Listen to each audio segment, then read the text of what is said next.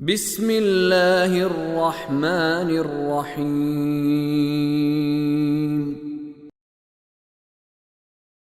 إن تعذبهم فإنهم عبادك وإن تغفر لهم فإنك أنت العزيز الحكيم قال الله هذا يوم ينفع الصادقين صدقهم لهم جنات تجري من تحتها الأنهار خالدين فيها أبدا رضي الله عنهم ورضوا عنه ذلك الفوز العظيم لله ملك السماوات والأرض وما فيهن وهو على كل شيء قدير.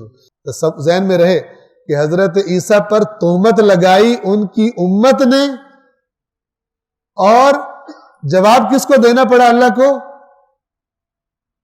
خود عیسیٰ کو. حضرت عیسیٰ بے قصور ہیں، لیکن کیس میں چونکہ ان کا بھی نام ہے، پورے کیس میں جو ہوا ہے غلو کا اور شرک کا، اس میں حضرت عیسیٰ کا نام ہے، لہذا اللہ تعالیٰ نے حضرت عیسیٰ کو بلایا اور کہا کہ آپ نے کہا تھا ان سے عدالتی کارروائی. امام صادق علیہ السلام بھی یہی کہہ رہے ہیں، اسی آیات کے جیسی یہ روایت ہے. کیا فرما رہے ہیں؟ پھر مجھے کھڑا کیا جائے گا وہاں پر، جب دوبارہ اٹھایا جائے گا مجھے کھڑا کیا جائے گا اور مجھ سے سوال کیا جائے گا. اور پھر امام فرماتے ہیں واللہ، اللہ کی قسم، لَأُسْأَلُنَّ، مجھ سے سوال کیا جائے گا یقیناً، اما قال عنی هذا القذاب، اس قذاب نے میرے بارے میں جو باتیں کی ہیں ان کا جواب مجھے دینا پڑے گا. جھوٹ انہوں نے بولا ہے میرے بارے میں، غلو کا انہوں نے باتیں کی ہیں، اور قیامت کے دن ان کا جواب اللہ کے سامنے مجھے دینا پڑے گا. اللہ مجھ سے پوچھے گا آپ نے ان سے کہا تھا. یہ عین قرآن سین ہے جو امام بتا رہے.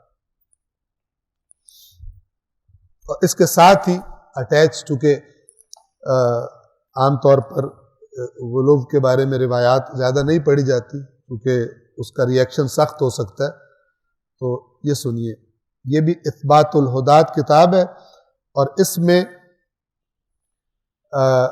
میں یہ لکھا گیا کہ شیخ صدوق،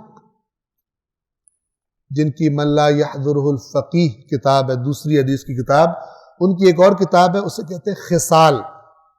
اس میں یہ سند پوری نقل کرنے کے بعد یہ روایت نقل کر رہے ہیں. قال ابو عبداللہ جعفر بن محمد الصادق، ابو عبداللہ جعفر صادق علیہ السلام نے فرمایا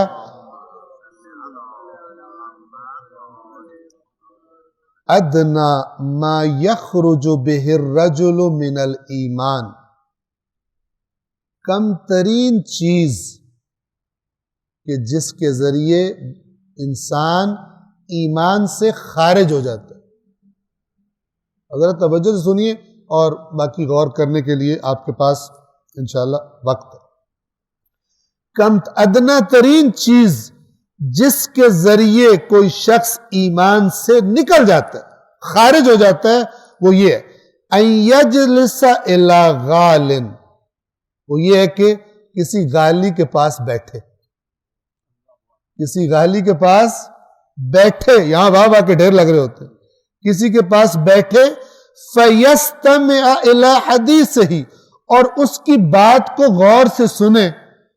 یہاں حدیث سے مراد رسول کی حدیث نہیں ہے جو وہ بات کر رہا ہے، اس کی بات کو یستمع، غور سے سنیں، توجہ سے، وَيُصَدِّقَهُ عَلَىٰ قَوْلِهِ، اور اس کی بات کی تصدیق کر دے، چاہے واہ کر کے، چاہے نعرہ بار کے، ٹھیک کہہ رہی ہے، ٹھیک ہے، وہ شرک کر رہا ہو اور یہ اس کی بات کی تصدیق کرے.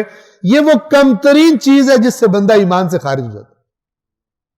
ٹھیک ہے، یہ اور یہ احادیث بہت ساری ہیں، لیکن ظاہر ہے کہ چونکہ وقت کم ہے، انہی دو پر ہم اکتفا کرتے ہیں. صلوات پڑھیے محمد و آل محمد.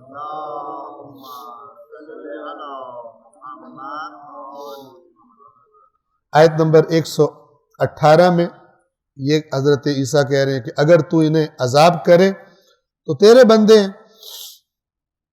اور اگر انہیں بخش دے تو تو ہی غالب آنے والا اور حکمت والا، یعنی طاقت تیرے ہی پاس ہے، تو ہی غالب ہے، جو مرضی کرے، اور تیرا کوئی کام بھی جو تو کرے گا وہ حکمت والا ہوگا۔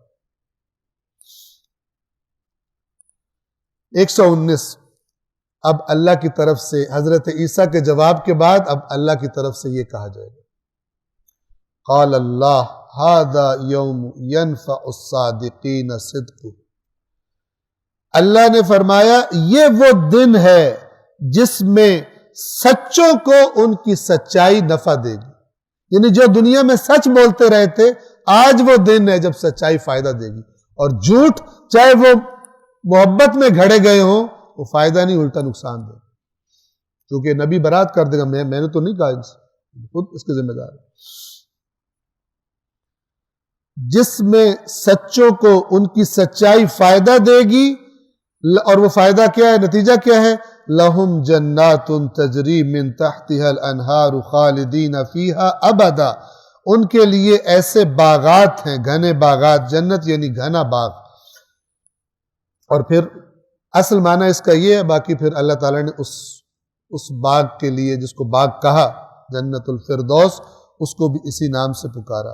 ایسی جنتیں ہیں جن کے نیچے نہریں جاری ہیں، جن میں وہ ابد تک ہمیشہ رہیں گے، رضی اللہ عنہم ورضوا عنہ، اللہ ان سے راضی ہو گیا اور وہ اللہ سے راضی ہو گئے۔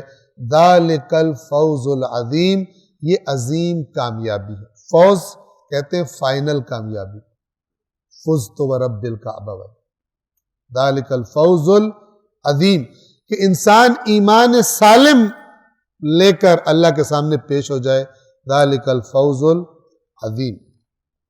اور آخری آیت 120 سورۃ المائدہ کی، اب اللہ اس سورہ کا اینڈ بھی اپنی توحید کے اعلان پہ کر رہا ہے، اوپر منظر دکھا کر قیامت کا، للہ ملک السماوات والارض وما فیہن، اللہ ہی کے لیے ہے آسمانوں اور زمین اور جو کچھ ان کے درمیان ہے، ان کے اندر ہے، سب کے سب کی سلطنت اور بادشاہت صرف اللہ کی، اس بادشاہت میں اس کا کوئی شریک نہیں ہے۔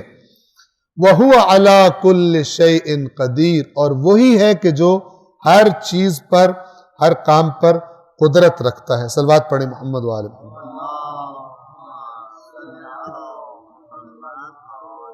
اللہ العلی العظیم۔